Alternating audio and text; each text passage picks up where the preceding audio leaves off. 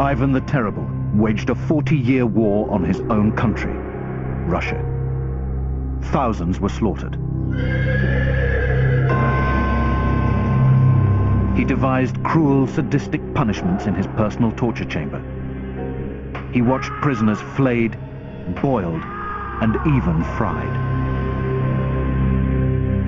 Execution, torture were absolutely routine in 16th century Europe.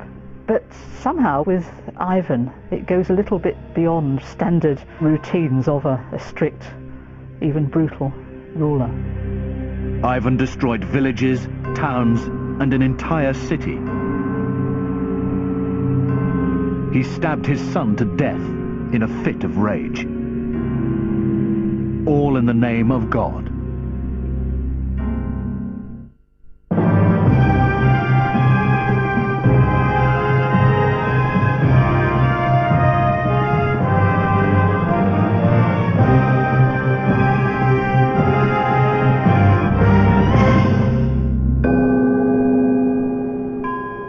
In 1533, the death of Vasily III plunged the Russian state into chaos. As Grand Duke of Moscow, he'd controlled the country and its rival noble families. Ivan, his son and heir, was just 3 years old on his father's death. Ivan's mother, Elena, fought a desperate battle to be regent. In 5 years, she was dead, poisoned by the nobility, the boyars. The young Grand Duke spent his childhood in terror. Armed men stalked the corridors of Ivan's Kremlin palace as rival factions fought for supremacy. Ivan was an emotional wreck.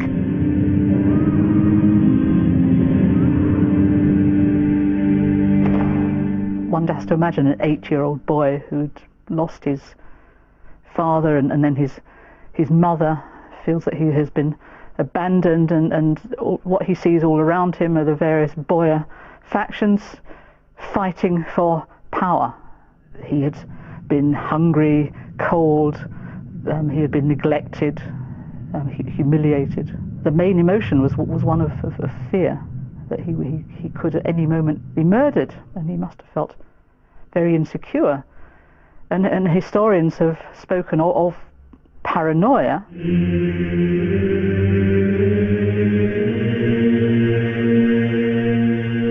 Despite his fears, Ivan escaped unharmed. He started to believe that God was saving him.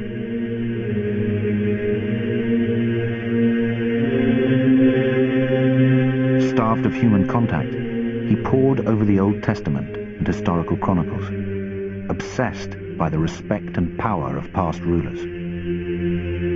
The Old Testament texts are very bloody. There's a lot of killing and massacring and destroying and so on. And he learned a severe king or tsar has to be strong. Like the word Grozny, the Russian word for him, is calling he is strong and he is severe and he is brutal. In Christianity, Ivan found identity and purpose.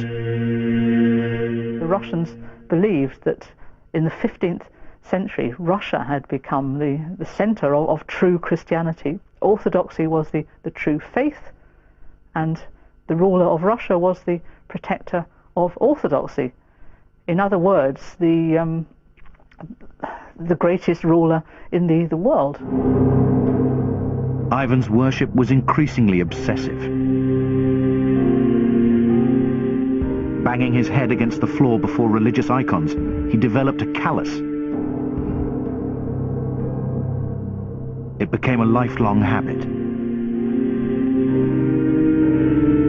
But Ivan was also developing sadistic interests. One of his hobbies was to take dogs, cats, bears, and other small creatures to the top of tall buildings and throw them to the ground below. Fascinated by torture, he tore the feathers from birds and slit their stomachs. Finally, at the age of 13, Ivan lashed out at the boyars. Leading noble families were invited to a Christmas banquet, Ivan turned on them in a furious speech and singled out their leader, Andrei Shuisky. He demanded his immediate execution. Shuisky was dragged out, thrown to hunting dogs, and savaged to death. The murder of Andrei Shuisky was the beginning of his cruel policy, the policy of physical destruction of his political enemies. And it was a first step on the road to the absolute power based on terror. By the age of 16, Ivan was brutalized, paranoid and embittered. Exhilarated by his newly discovered power, now he took steps to boost his authority. In January 1547, Ivan announced his coronation. His father had been called Grand Duke. Ivan demanded to be crowned Tsar, claiming sacred descendancy from the Roman emperors. It placed him above his fellow nobility. This title was not very pleasant for the boyars, because most of them realized that it gave him an additional power and a sacred power. But they were unable to protest, because it was a national dream to have the independent king, to have the Tsar. It was a sort of dream. The boyars accepted, won over by Ivan's next declaration. He would take a Russian bride, chosen in a national virgin contest. Girls over the age of 12 were paraded in front of him. Ivan chose Anastasia Romanov. The marriage was a happy one for Ivan and for Russia. For a while, his new Tsarina would hold Ivan's cruelty in check. Anastasia loved her man, and he loved his wife too. Maybe she was the real partner of his soul, this better half, you say. Within months of his coronation, the new Tsar fell under a second influence. The year had been blighted by a series of fires in Moscow. Thousands died or were left homeless. Ivan saw it as a sign from God, punishment for neglecting his country. In a packed red square, Ivan prostrated himself before his people. The new Tsar promised to protect them in the name of God. His sense of spiritual responsibility was very developed. And then he became a grown-up king. He had this sense of responsibility, you know. That's why when he failed in most of his projects, it was his personal tragedy. Ivan reformed the state, the church, and the army, withdrawing power from the nobility and uniting his country. In the east, he conquered the Muslim city of Kazan, claiming a religious victory. In the west, he opened trading routes with England. Ivan was enjoying a golden age. It was not to last. In August 1560, his beloved Anastasia died in mysterious circumstances. She was 27 years old. Ivan went mad with grief, convinced she'd been poisoned, just like his mother. Anastasia's death was really a tragedy for Ivan himself, and also the tragedy for the nation, because after her death, there was nobody who was able to stop him in his policy, in his cruel policy. And he decisively changed the course of his policy after her death. Years of repressed anger and hatred erupted as Ivan's old cruelty resurfaced. In the terrible revenge that followed, whole families were wiped out, from elderly women to 12-year-old boys. Many of the nobility had fought loyally in the Tsar's armies. They were tortured and killed alongside their children.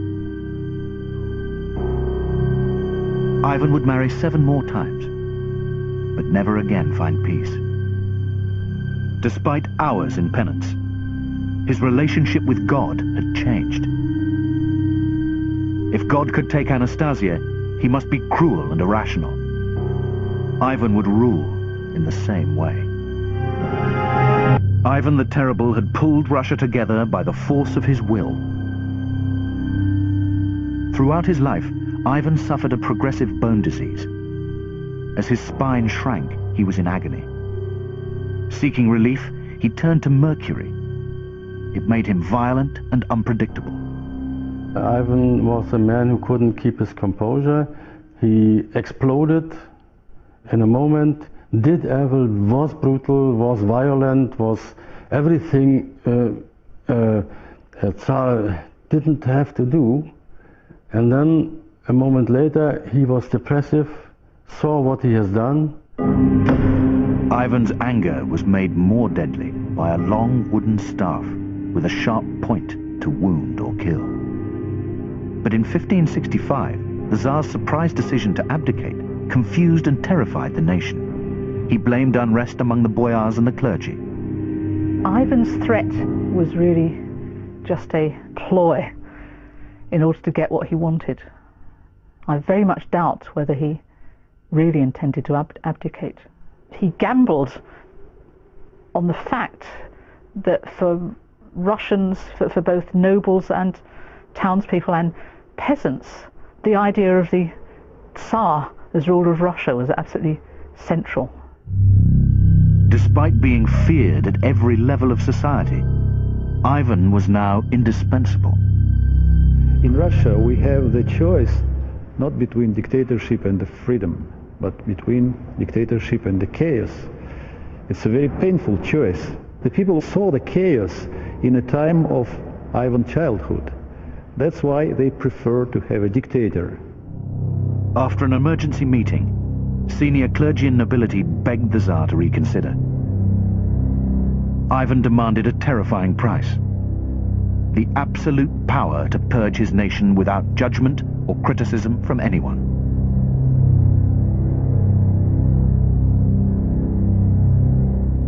Claiming authority above the church, Ivan was now the sole interpreter and executor of the will of God.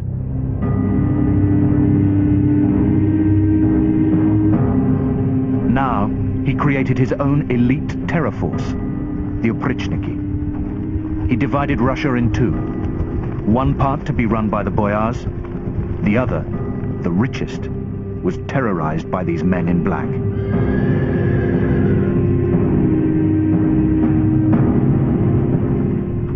Some people say that there is a sort of resemblance between Oprichniki and a system of political police in a Soviet time, I mean a system of KGB. Probably some features are common, because Oprichniki were a sort of political police. Everything about the Oprichniki was calculated to create fear. Dressed in black, they rode black horses decked out in dogs' heads, symbols of their mission to hunt down enemies. They carried brooms, symbolizing their intent to sweep them away. Many were criminals, handpicked by Ivan for their cruelty. They were like devils. They killed and they raped and they plundered everything. Ivan selected the most aggressive 300 and installed them in his palace at Alexandrov. With terrible irony, he called it a monastery. The men would be his monks, he would be their abbot. Ivan drew up a strict timetable for the monastery's activities. At 3 in the morning, the Tsar rang the bell, summoning the brothers to church. Those who missed the service were punished with prison. For 4 hours, Ivan would sing, pray, and prostrate himself. After a meal and short nap, the Tsar visited the dungeons for the afternoon's executions. Here, in his personal torture chamber, Ivan reconstructed hell. He deliberately selected biblical punishments. All the tortures which Ivan carried out, I'm sure in his own mind had a religious justification. On the other hand, there is, what can one say, a purely personal enjoyment of cruelty, of blood, of pain, of suffering. And I think it's very difficult sometimes to reconcile the two.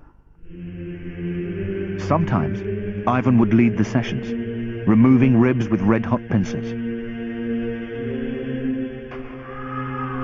A witness described how he left beaming with contentment. There is a pattern there.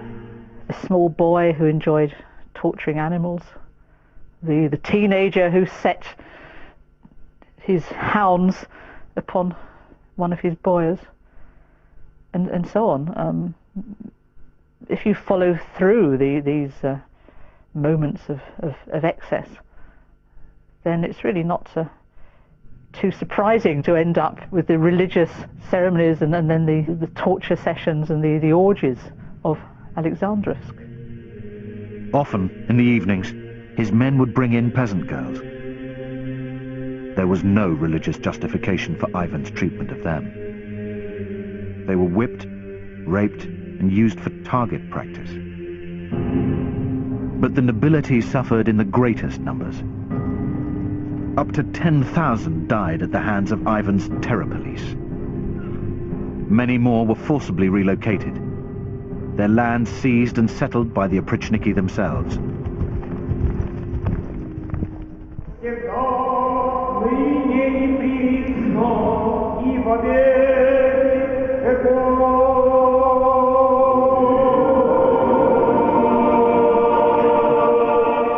Few dared to challenge his rule. The head of the Russian Orthodox Church begged for mercy for men unjustly accused of rebellion. He was charged with sorcery, imprisoned and murdered.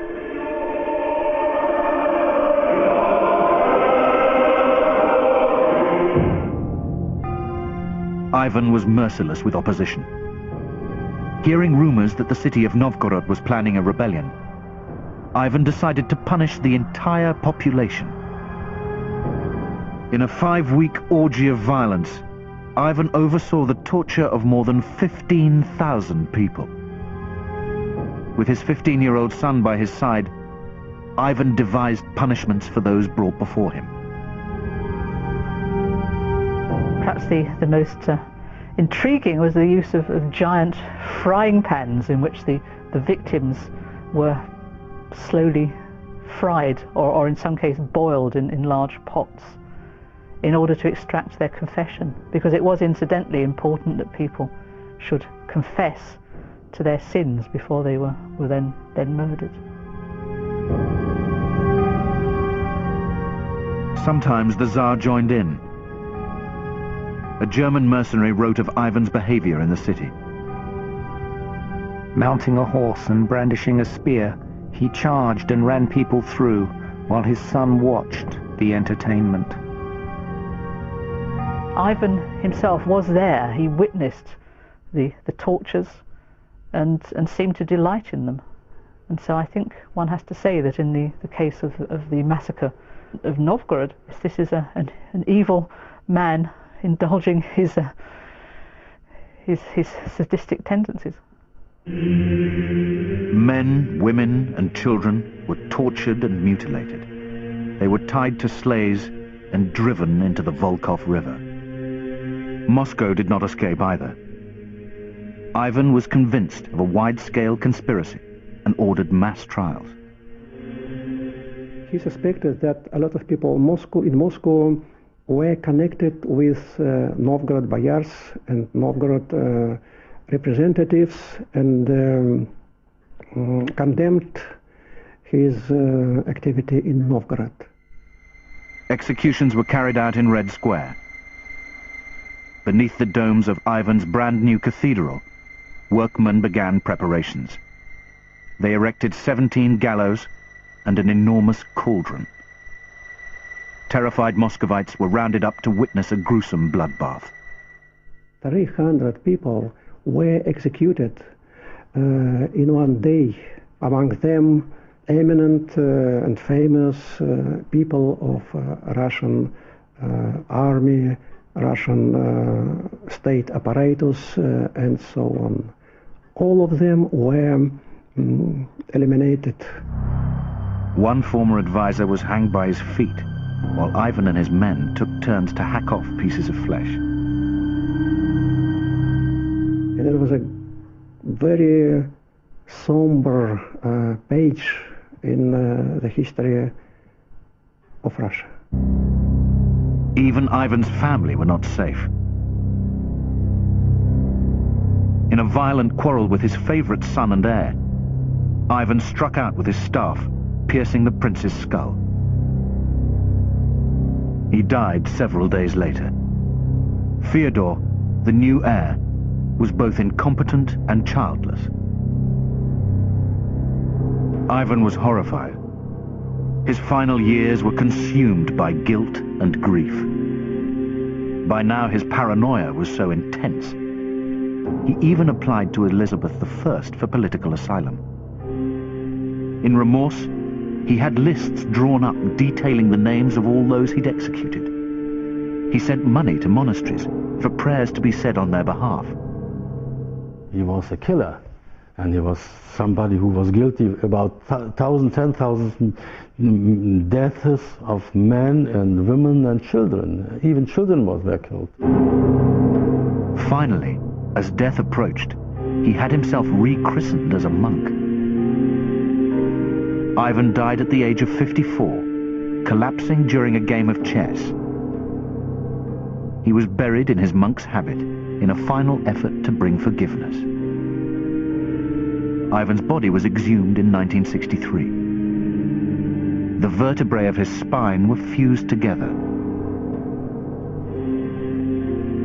Ivan had destroyed his dynasty and left his administration in chaos. Moscow faced political and economic ruin. Ivan had extended his country, but left it weak, divided and afraid. Many wondered whether Russia would survive.